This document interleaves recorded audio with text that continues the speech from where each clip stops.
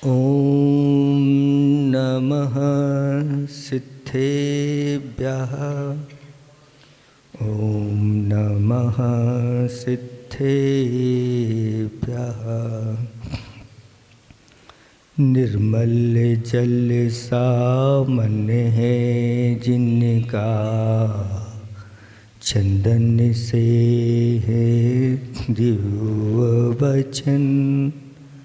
अक्षत सम अक्षत है श्रद्धा, सुमनों सा सुंदर है तन। नैवेद्य चरित्र ज्ञान है दीपक, वसु विधि करते धूप दहन।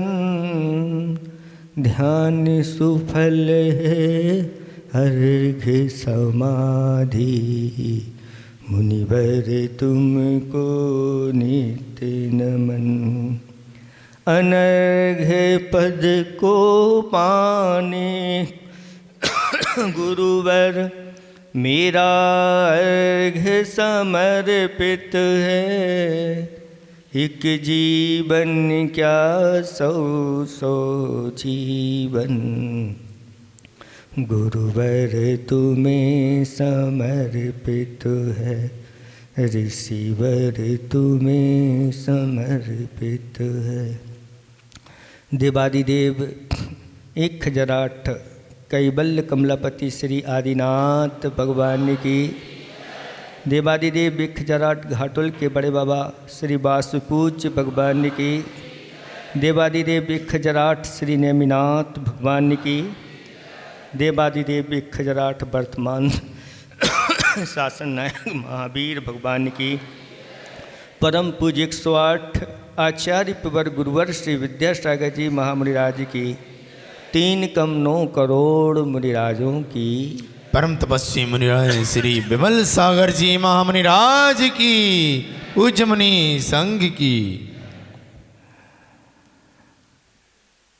धर्म स्नेही बात्माओं,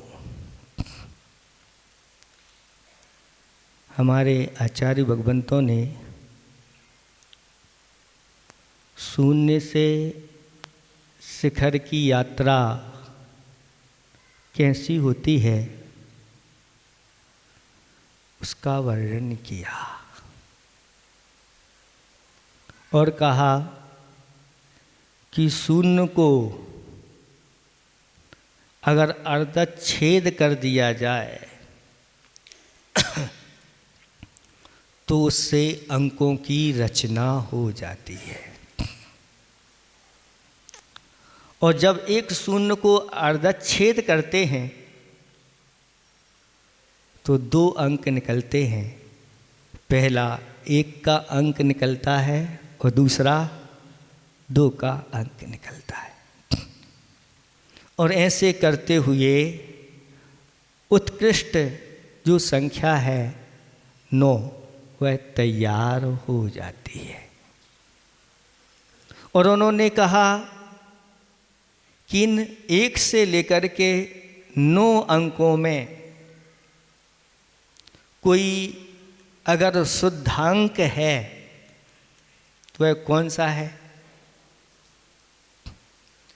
इन 9 अंकों में अगर कोई शुद्ध अंक है तो कौन सा है? 9 नहीं, 5 नहीं, 1 का अंक शुद्ध अंक है जो अपने आप में अनंत है। और 1 की महिमा अपरंपार है, उसके बारे में कोई कह नहीं सकते। शास्त्रों में कहा है एकम जानदी सो सबम जानदी। जो 1 को जान लेता है वह सबको जान लेता है। तब 1 कौन है? आत्मा। और कोई? आचार्य भगवंत कहते हैं ये 1 से लेकर के 9 अंक हैं और अरिहंत से लेकर के 9 देवता हैं। अरहंत भगवान का अंक 1 है, क्योंकि शुरुआत वहाँ से होती है। इसलिए आचार्य कुंद कुंद भगवान कहते हैं जो जानदी अरहंतम, जो एक अरहंत भगवान को जान लेता है, द्रव्य गुणत पज्जत, यही द्रव्य गुण और पर्यायों के माध्यम से सो जानदी अपारम, वह अपनी आत्मा को जान लेता है। जो अरहंत परमात्मा को जान लेता है वो अपनी आत्मा को जान लेता है, और जान करके जो उस पर श्रद्धान करता है उसकी आत्मा सम्यक दर्शन से परिणत हो जाती है और शून्य से बहुत ऊंचाई पर वह पहुंच जाता है। सम्यक दृष्टि का महत्व है। तो एक क्या, एक में जब एक मिल जाता है तो क्या हो जाता है? अभी तो जोड़ना है। एक में जब 2 एक और मिल जाता है तो 2 हो जाते हैं, और जब 2 होते हैं तो कहते हैं 2 में बहुत बड़ी शक्ति आ जाती है। कितनी शक्ति आती है? अगर 2 को वर्गित संवर्गित कर दिया जाए और ऐसा 9 बार कर दिया जाए तो जो संख्यात वाला अनंत है वो सारी संख्या उससे निकल आती है। कैसे निकल आती है? जैसे 2 को 2 में गुणा करो आपस में, है तो कितना? 4 हो गया। और 4 को 4 बार संवर्गित करो, 4 को 4 बार, 4 चौको 16, चौको 64, चौको 4 बार करना है। वर्गित और संवर्गित कितना हो गया? 256 होता है।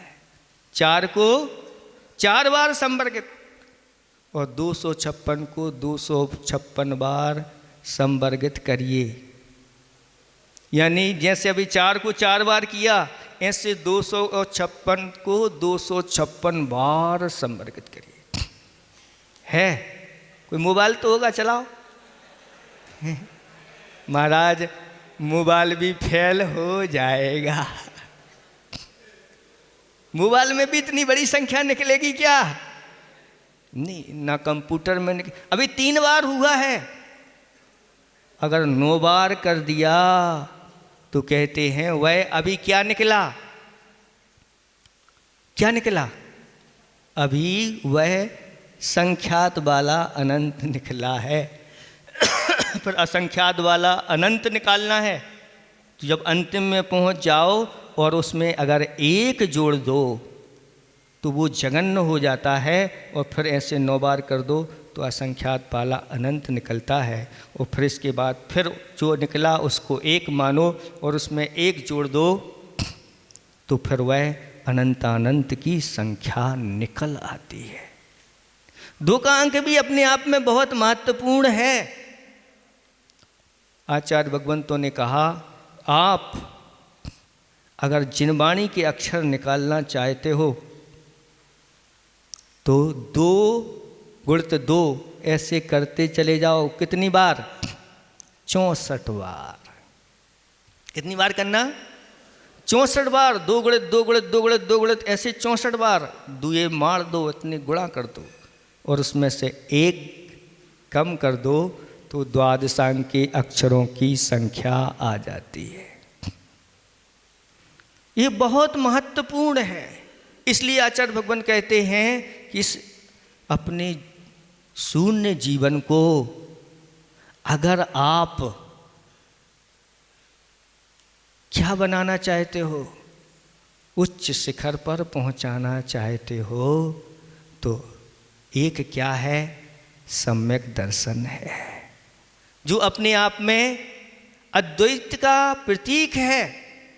और दो क्या है, तो कहते हैं ये दो सम्यक ज्ञान और सम्यक चारित्र है। एक क्या हो गया, सम्यक दर्शन, एक अपने आप में अद्वैत होता है, और द्वैत दो क्या है, सम्यक ज्ञान और सम्यक चारित्र। जब यह आत्मा इन तीनों का स्पर्श करता है तो वह आत्मा पूज्य बन जाता है। और आज के दिन आचार्य भगवंत ने ऐसे 25 युवाओं के अंदर ऐसे ही सम्यक दर्शन, सम्यक ज्ञान और सम्यक चारित्र का बीजारोपण किया था, और वह पूज्यता को प्राप्त हो गए थे। उस समय का दृश्य आज भी झलकता है। क्या झलकता है, जिस दिन आचार्य भगवत ने दीक्षा दी थी, ऐसी अपार भीड़ थी और पानी भी ऐसा गिरा था कि लोग अच्छे अच्छे कपड़े पहन करके आए थे और ऐसे लग रहे थे जैसे होली। कोई किसी को नहीं देख रहा है, सबको एक ही दृश्य देखने की ही लालच है। वो दिगंबर 25 क्या होगी, वो दृश्य देखने के लिए ऐसे लोग लालच थे। वर्षा हो रही थी, क्या होगा, लेकिन जैसे ही ये दिगंबर 25 ऐसे वस्त्र फेंके और पानी कब रुक गया, उधर से बादल फट गए और सूर्य भी देखने के लिए लालायत हो गया। अभी तक हमने भी अपने जीवन में ऐसी 25 दीक्षाएं पहली बार, और अभी तक तो अभी सुनने में नहीं आया कि मुनि दीक्षाएं 25 हुई हों। आपके जीवन में इसके अलावा कहीं हुई हों तो बताएं। अभी तक नहीं हुई, और अब मुझे ऐसा लगता है कि गुरु जी के बाद अब कोई उम्मीद नजर नहीं आती। और जब ऐसी वह दिगंबर यथाजात मुद्रा के साथ ऐसे 25 युवा खड़े थे जिन्होंने राग को जीत लिया था, ऐसे आचार्य भगवंत इतनी साधना वाले, और वह कहते हैं नमो दिगंबराय प्रशांत रूपाय नमो नमः, नमो नमः। आचार्य भगवंत ने भी उन 25 मुनिराजों को नमस्कार किया। क्या विशुद्धि हुई। कहते हैं जब साधक दीक्षा धारण करता है उस समय उसके परिणामों में महान विशुद्धि होती है। और ऐसे साधुओं को नमस्कार करने से, जब इतने बड़े आचार्य भगवंत नमस्कार करते हैं तो फिर हमें तो नमस्कार करना ही चाहिए। ऐसे श्रेष्ठ आचार्य भगवंत के द्वारा ये दीक्षा हुई है जो आज आपके सामने, उसमें सबसे पहले आचार्य भगवंत ने अभी बताया था कि 3 चौबीसी बनाने का मन बनाया था, लेकिन होनहार को जो मंजूर हो वही होता है। हम लोगों की 24 बनना थी, लेकिन वहाँ के मूल नायक कौन थे? उपसर्ग हर पासनाथ भगवान थे। उन्होंने कहा जब हम यहाँ के मूल नायक हैं, अंतिम हैं, तो वहाँ पर 23 बनी, 24 नहीं बन पाए।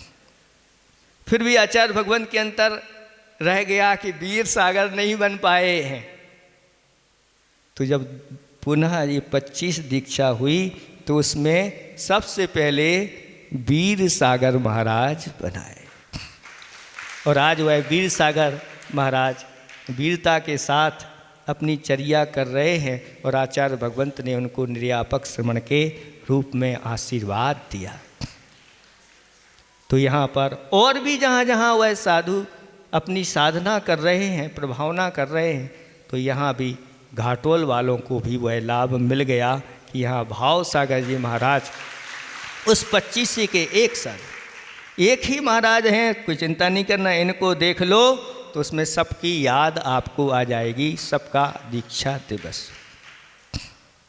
तो अभी बता रहे थे कि 22 तारीख आज है, 22 में भगवान हैं और 22वां नंबर इनका है। अब जहाँ एक और एक मिलकर के 2 हुए हैं और 2 और आजू बाजू में आ जाएं तो पावर बहुत बढ़ जाती है। और हम आपको बता दें कि गुरु महाराज ने हम लोगों को भी दीक्षा 22 तारीख को दी थी। तो 22 वाले यहाँ पर एक नहीं है, 4 बैठे हुए, हम सब 22 वाले हैं। कहते हैं जब 2 और 2 मिल जाते हैं, जोड़ दो तो 4 होता है। और जिन गुरुदेव के द्वारा हम लोगों के अंदर 4 आराधनाओं का संस्कार उन्होंने बीजारोपण किया है, हम तो यही भावना बातें हैं, हे गुरुदेव बस आपने जो हम लोगों के अंदर 2 जोड़ करके 4 आराधना को, हम लोग तो भावना करते हैं कि ये 4 और 4 दोनों को आपस में गुणा कर दिया जाए और 16 बन जाए, और वह 16 एक दिन हमारे गुरुदेव 16 कारण भावना भा करके तीर्थंकर बन जाए, उनको 16 के रूप में वह फलित हो जाए। क्योंकि ये अंकों का गणित विशाल है। शास्त्रों में लिखा हुआ है कि 1 से लेकर के 9 अंकों के माध्यम से पूरे द्वादशांक की रचना हो जाती है, इन 9 अंकों के माध्यम से। तो एक शुद्धांक है और उस शुद्धांक में अगर 2 का अंक जुड़ जाए तो वह धर्मांक 3 का धर्मांक बन जाता है। वह धर्मांक क्या है? तो सम्यक दर्शन, सम्यक ज्ञान और सम्यक चारित्र। और ये धर्मांक जहाँ बन जाता है तो वहाँ पर पूज्यता आ जाती है, 3 लोग के द्वारा वह पूज्य बन जाता है। बहुत दुर्लभ है ये चीज। जिनको शास्त्रों का ज्ञान होता है वो इसको नहीं समझ पाते। ज्ञान के साथ साथ जिनको श्रद्धान होता है वही इसको समझ पाते हैं। कहा है कि अंगारों का लेप लगाना सबके बस की बात नहीं, तलवारों की धार पे चलना सबके बस की बात नहीं है, निज हाथों से सागर तरना सबके बस की बात नहीं, मेरू की परिक्रमा करना सबके बस की, और निर्गंथ दिगंबर भेष का धरना सबके बस की बात नहीं। बातें करना अलग बात है और धारण करना अलग बात। एक दिन की समझ में आ जाए कि इस लॉन्च करके उपवास कर लो, आओ आपका स्वागत है। ऐसे भी शास्त्रों में कथाएं आती हैं कि ऐसे ही एक उन्होंने कहा बस कुछ नहीं, 8 दिन के लिए मुनिराज बन जाओ, तुम्हारे लिए जो चाहिए हो वो मिलेगा। और लोभ में आकर के 8 दिन के लिए वह मुनिराज बन जाते हैं, लेकिन पहले ही दिन में उनके लिए नानी और नाना याद। और एक दिन नहीं 3 दिन में ही उनके अंदर सम्यक दर्शन की प्राप्ति हो जाती है। अभी तो ऐसे ही बने थे लोभ में आकर के, पैसों के लोभ में आकर के, लेकिन 3 दिन में ही उनके अंदर सम्यक दर्शन की कि वास्तव में मुनिराजों की चर्या क्या होती है। मैं तो आज तक उनकी निंदा करता आया हूँ, लेकिन अपने जीवन में जब उतार के देखा तो ये तो बहुत बड़ा कार्य है। पंच महाव्रत धारण करना सबके बस की बात नहीं है, पंचाचार परायण करना सबके बस की बात नहीं है, 5 समिति का पालन करना सबके बस की बात नहीं है, और मेरे गुरु सा गंभीर बनना सबके बस की बात नहीं। ऐसे सागर से गंभीर गुरु महाराज जिनको देख कर के लगता है कि ये पूरे के पूरे विश्व में कोई अलग ही परमात्मा का साक्षात रूप अगर देखना है आज कली काल में तो गुरुदेव के दर्शन कर लो, बस हो जाएगा। दर्शन, जिनके दर्शन मात्र से ही पाप कटने लग जाते हैं, रोग दूर भागने लगते हैं, बड़ा पुण्य होता है, उनको ही ये सब मिलता है। निज इंद्रियों को बस में करना सबके बस की बात नहीं है, 10 धर्मों का दिल में धरना सबके बस की बात नहीं है, 12 तप का सम्यक तपना, 12 तप का सम्यक तपना सबके बस की बात नहीं है, मेरे गुरु सा गुरु का बनना सबके बस की बात। हमारे गुरु के भी गुरु बन गए और गुरु के भी बन गए और हम सबके गुरु बन गए। दाता होकर भिक्षा करना सबके बस की बात नहीं है, एक आसन में ध्यान लगाना सबके बस की बात नहीं है, एक बार निज हाथ में खाना सबके बस की बात नहीं है, करबट एक बार में सोना सबके बस की बात नहीं है, और आचार्यों में आचार्य होना सबके बस की बात नहीं है। 36 घंटे ध्यान लगाना सबके बस की बात नहीं है, देख के आना देख के जाना, रखना वस्तु और उठाना सबके बस की बात नहीं है, और धर्म ध्यान में मन को लगाना सबके बस की बात। जो निरंतर धर्म ध्यान में अपने आप को लगाए रखते हैं और जब बाहर आते हैं तो हम सबको भी धर्म ध्यान में लगा देते हैं। उनके पास जाकर के लोग ऐसे बैठे रहते हैं, उनको देखते ही ऐसी ऊर्जा प्राप्त करके आते हैं। एक व्यक्ति आचार्य भगवंत के कमरे से बाहर निकला और ऐसा आह्लादित, ऐसा प्रसन्न, बड़े आनंदित होकर के निकला। और महाराज एक बाजू कमरे में बैठे हुए तो उनके पास पहुंचे। महाराज ने पूछा, क्यों भाई इतने आनंदित क्यों हो रहे हो, क्या हो गया, आचार्य जी के कमरे में से निकल रहे हो? तो आचार्य जी ने क्या कहा बताओ, क्या कोई आशीर्वाद दिया विशेष? महाराज कहाँ आशीर्वाद दिया, तो क्या उन्होंने आज देख करके मुस्करा दिया? कहाँ महाराज, ना देख के मुस्कराया ना आशीर्वाद दिया। कुछ तो हुआ होगा, कुछ मंत्र वगैरह मिल गया आपको? नहीं महाराज, कुछ नहीं मिला। फिर इतनी आनंदित क्यों हो रहे हो? वह कहते हैं कि मैं इसलिए आनंदित हूँ, एक कोने में बैठ के आज हमने जी भर के गुरुदेव को देख लिया। कोई नहीं था वहाँ, कोई नहीं था, जाकर के कमरे में बैठ गया और शांति से उनको निहारता रहा। आचार्य जी ने एक बार भी नज़र उठा के नहीं देखी, मैं आनंदित हो गया। धन्य है ऐसा मेरा जीवन।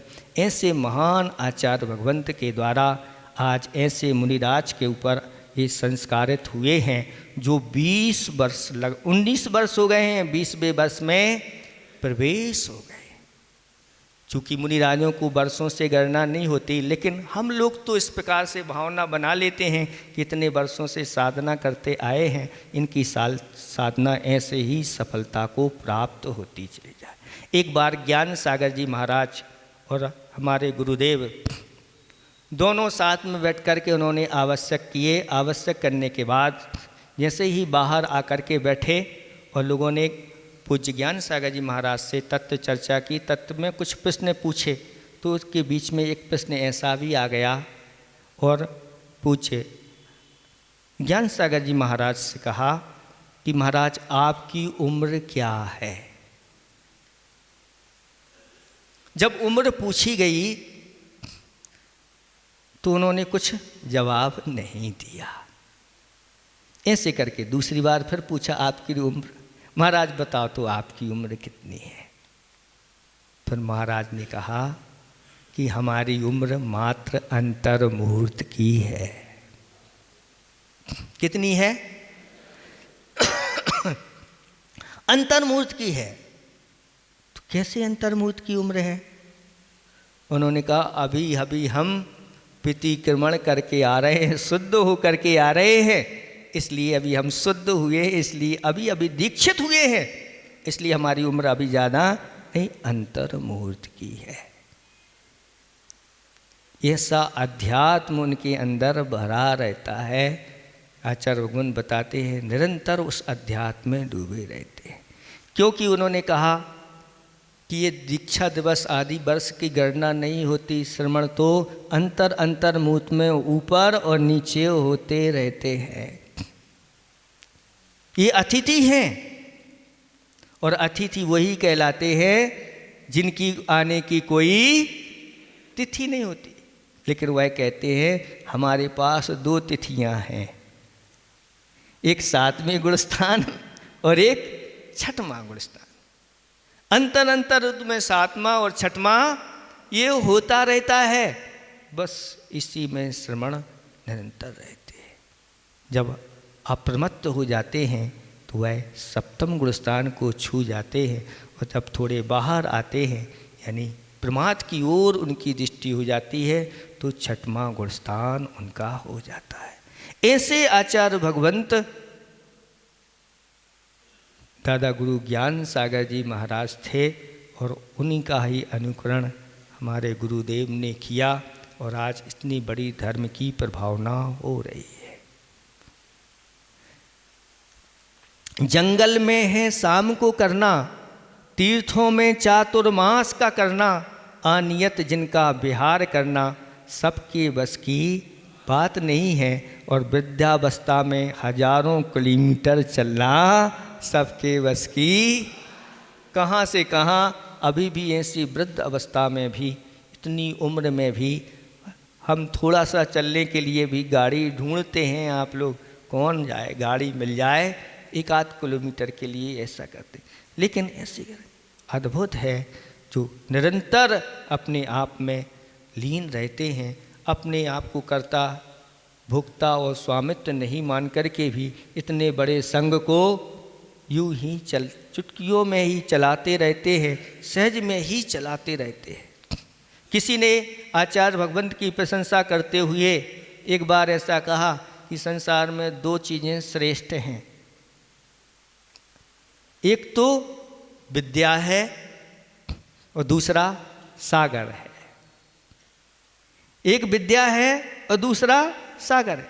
ऐसी प्रशंसात्मक आचार्य भगवंत मंच पर बैठे हुए थे, और 2 चीज़ें श्रेष्ठ हैं, और वह कहने लगे जिनके पास दोनों ही हैं उनको तो कहना ही क्या है।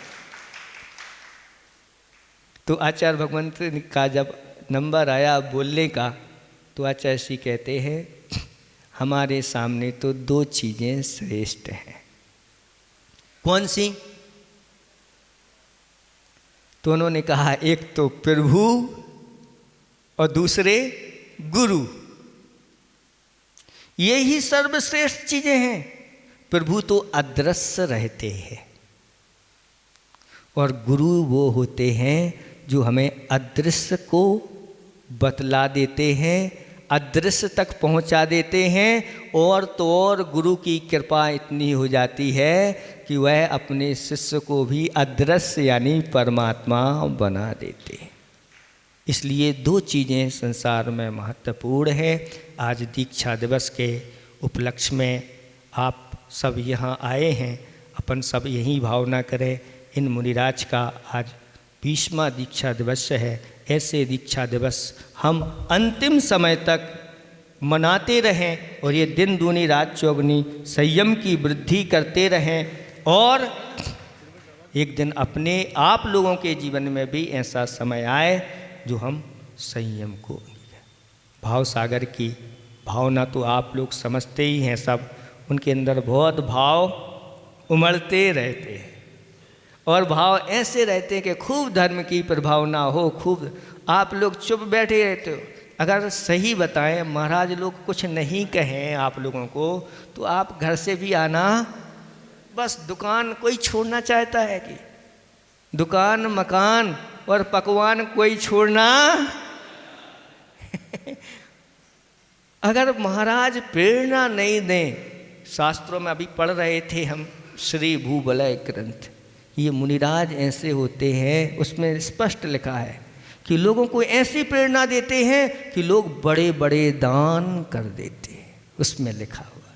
अगर ये मुनिराज प्रेरणा नहीं दें तो आप लोगों की जेब बिल्कुल भरी नहीं, जेब भरी तो है लेकिन वो कट जाती है।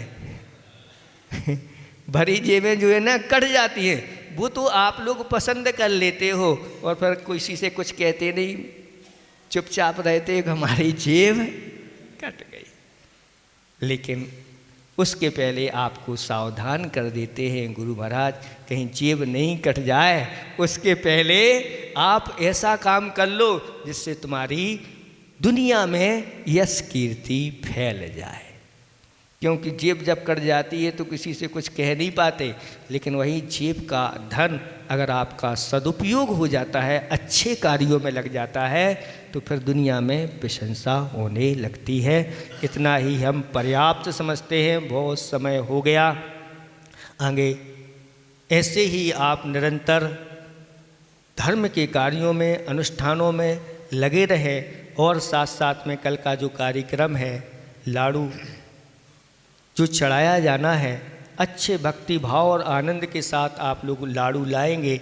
उसके लिए कुछ इन लोगों ने प्रतियोगिता भी रखी है, लेकिन बता दिया गया है कि लाड़ू को कभी वह तीर्थ का रूप नहीं बनाना, लाड़ू को कभी धर्म का रूप नहीं बनाना। ये चढ़ाने वाली चीज़ है। अगर आपने उसमें लाड़ू में शिखर जी का पूरा क्या बना दिया, दृश्य बना दिया, और शिखर जी को लाड़ू बना करके चढ़ा दिया, ये तो हमारी अज्ञानता हो गई। किसके लिए लाड़ू चढ़ा रहे हैं? वो शिखर जी को लाड़ू बना करके चढ़ा दिया, ऐसा नहीं करना। उसमें ओम नहीं बनाना कि वो पंच परमेष्टि को ही हमने लाड़ू बना के चढ़ा दिया। किसको लाड़ू बना रखे? पंच परमेष्टि। तो ओम नहीं बनाना, श्री नहीं बनाना, धार्मिक कोई चीज़ उसमें नहीं बनाना, क्योंकि हमें उसको चढ़ाना है। ये लाड़ू किसका चाहिए? तो ये लाड़ू जो होता है, कहते हैं जैसे लाड़ू में मधुरता रहती है, लाड़ू में अनेक गुण रहते हैं। जितने भी ये चीज़ें चढ़ाई जाती हैं, आज ध्यान से सुन लेना, इनके सबके गुण भगवान से मिलते हैं। चाहे वह जल हो, चाहे लाड़ू हो। लाड़ू जैसे मधुर होता है, ऐसे ही भगवान की वाणी मधुर होती है।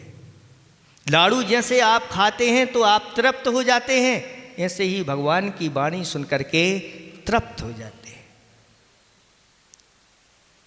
लाड़ू के अंदर जैसे अच्छी वजनदारी होती है, वजनदार होता है, ऐसे ही भगवान भी सब में, जितने जीव बैठे रहते उनमें सब में वजनदार श्रेष्ठ होते हैं।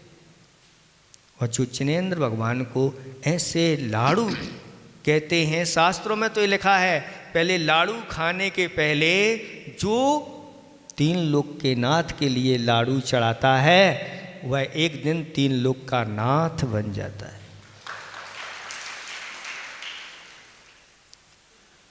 इसलिए पहले अचैसी ने बहुत अच्छा हाई को लिखा है कि रोटी ना मांगो, रोटी बनाना सीखो,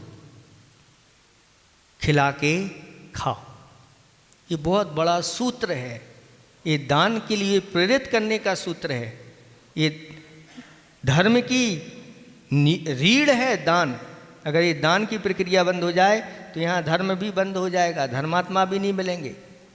इसलिए लाड़ू ना मांगो, लाड़ू बनाना सीखो और चढ़ा के खाओ। चढ़ा के खाना वाला नहीं, वो जो चढ़ाया है वही उठा के खा लो।